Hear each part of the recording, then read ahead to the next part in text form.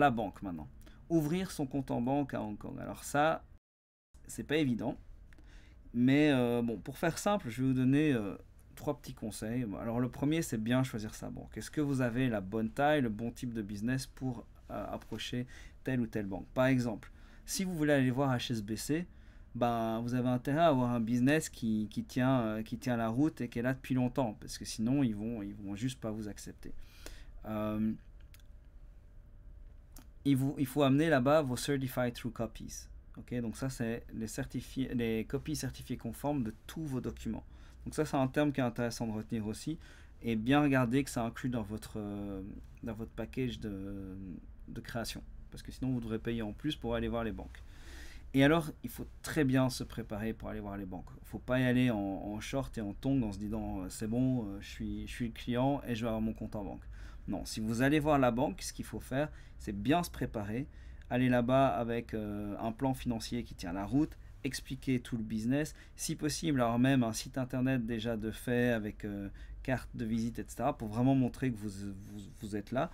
Et alors, ils vont vous demander ce qu'on appelle des business proof, donc des preuves de business. Donc, vous amenez là-bas, vous pouvez amener par exemple des factures, des contrats clients, des contrats fournisseurs, etc.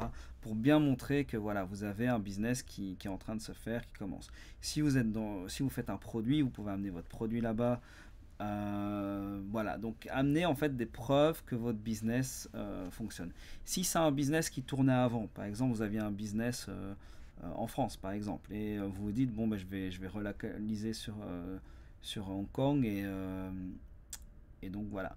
Vous dites voilà, je vais passer de la France à Hong Kong parce que je sais pas, vous décidez de venir habiter du côté de l'Asie, par exemple. Et ben, vous pouvez montrer ce que vous avez fait avant en disant à la banque, ben voilà, ça c'est ce qu'on faisait.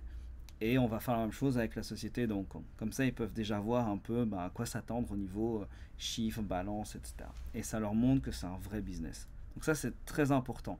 La banque, elle a peur de tout ce qui est blanchiment d'argent, etc. Si vous leur montrez que c'est un vrai business, ça va les intéresser. Alors, depuis 2016, c'est vrai que c'est un peu prise de tête avec les banques. Hein. Je ne vais pas vous le cacher. Avant 2016, on envoyait tout le monde chez HSBC et ça passait comme une lettre à la poste. Depuis 2016, ben, c'est pas évident du tout. Voilà, en 2016, HSBC, en février 2016, ils ont juste fermé les portes de la banque. En gros, on savait plus avoir un compte. Là, j'ai eu 10 clients qui sont passés, qui étaient super fâchés parce que ils étaient venus jusqu'à Hong Kong et finalement, ils n'ont pas pu ouvrir le compte. Et nous, on n'avait eu aucune notice, donc on ne savait pas que ça allait se produire.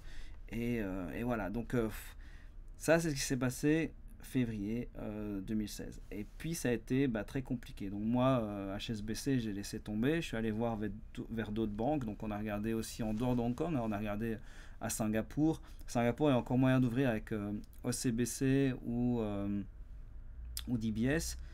On a regardé, comme j'ai dit auparavant, à l'île Maurice. On a regardé en Suisse. Enfin, on a vraiment essayé un peu toutes les solutions pour nos clients parce qu'on n'avait plus à avoir de compte ici en Hong Kong. Et finalement, j'ai eu de la chance, j'ai trouvé une banque qui s'appelait China Citic International.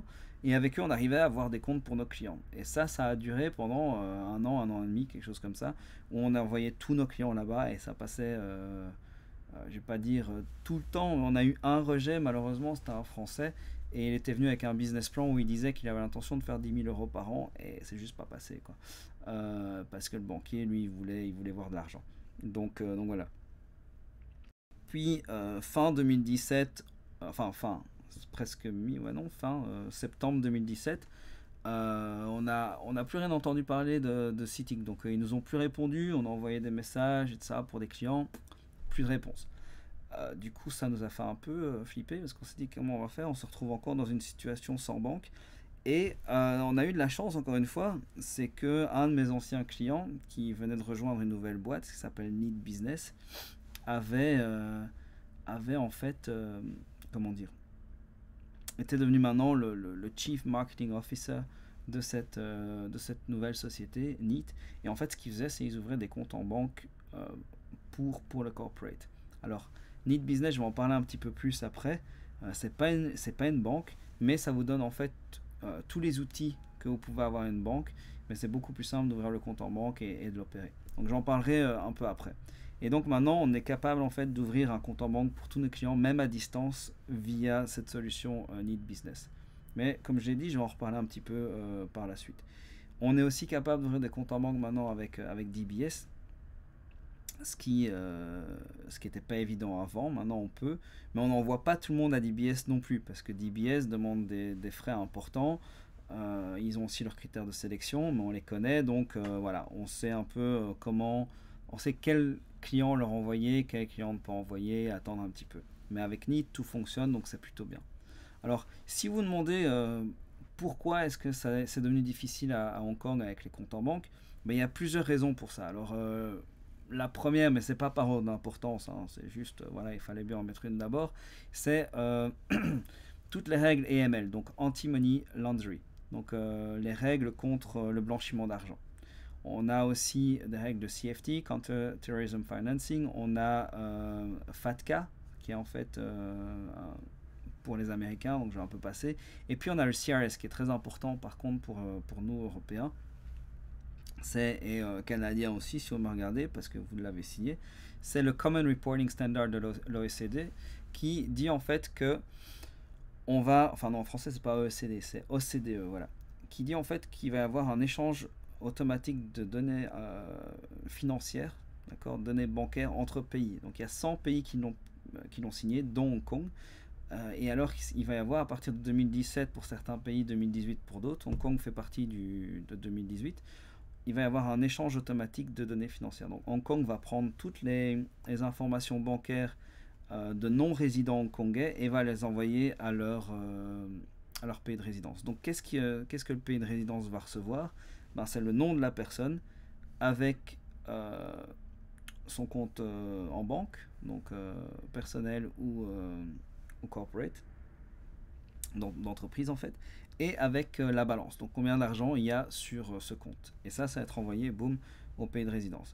Donc tout ça, c'est de la compliance en plus pour les banques en fait. Donc c'est plus de travail pour elles.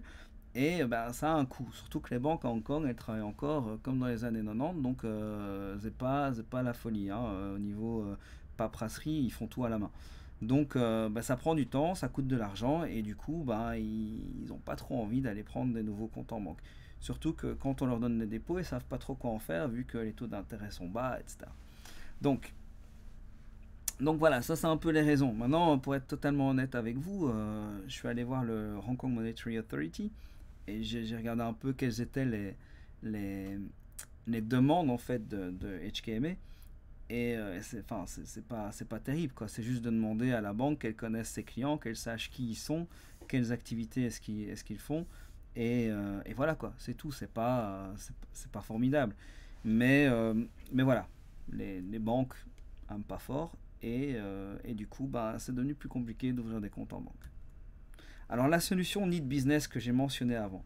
Alors ça c'est vraiment ça, moi ça a été ma bouée de secours ici depuis octobre. En plus je connais le CEO, je connais le CMO, ils m'ont invité pour le lancement de Need Business en octobre 2017 où j'ai donné en fait un talk avec eux, une présentation en fait. Et alors c'est quoi Need Business? Ben, c'est un compte courant qui fonctionne comme un compte courant normal en fait. Et vous pouvez recevoir de l'argent dessus, vous pouvez en envoyer à un autre compte en banque, il n'y a pas de souci. Et en fait, ce compte courant, donc NIT, c'est pas une banque à la base, hein, donc ils ont des partenariats avec d'autres banques. Donc NIT met ses comptes chez ICBC. Alors ICBC, c'est la plus grosse banque au monde, donc ça vous donne une idée, ça va, c'est plutôt pas mal sûr. Donc le compte en banque est en fait dans ICBC, et toutes les transactions bancaires sont gérées par Standard Chartered. Okay, donc en fait, quand vous vous ferez payer sur ce compte-là, vous donnerez un numéro de compte Standard Chartered avec, donc il y aura aussi le nom de votre société dessus, et donc votre client vous paye directement sur un compte Standard Chartered, puis ça arrive sur votre NIT.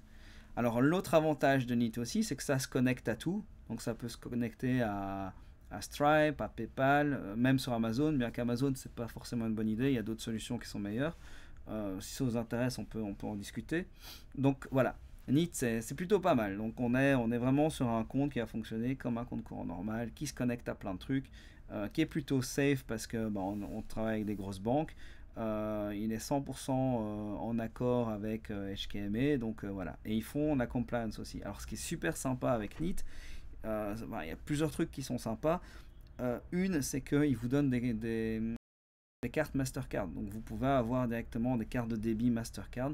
En ce moment en compte dollar, mais bientôt vous les aurez en USD et en euros. Et voilà quoi, vous pouvez faire vos paiements en ligne, etc. avec ces cartes Mastercard. Alors ça a l'air normal, mais sur Hong Kong, avoir une carte de débit maintenant, même pas de crédit, mais une carte Mastercard ou Visa, c'est très difficile pour une société. Surtout si vous n'êtes pas basé à Hong Kong. Alors qu'ici, c'est possible. L'autre gros avantage de NIT, c'est que vous n'êtes pas obligé de vous déplacer sur Hong Kong. Donc en fait, pour la création de société, moi, j'ai pas besoin que vous vous déplaciez ici.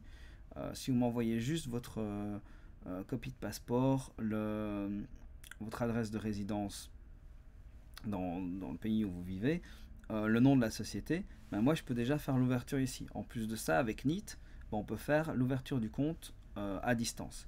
Alors, NIT prend plus ou moins une dizaine de jours pour ouvrir le compte en banque. Alors, pour être tout à fait honnête avec vous, ici en janvier, ça a pris un peu plus longtemps que les 10 jours parce qu'ils sont un peu au début et ils ont eu trop de demandes en fait. Et donc ça a pris jusqu'à un mois. Mais normalement, en 10 jours, c'est fait. Pour vous donner une ordre de grandeur, les comptes en banque classiques, ça prend entre 3 mois et 6 mois pour être ouvert. Donc c'est plutôt sympa.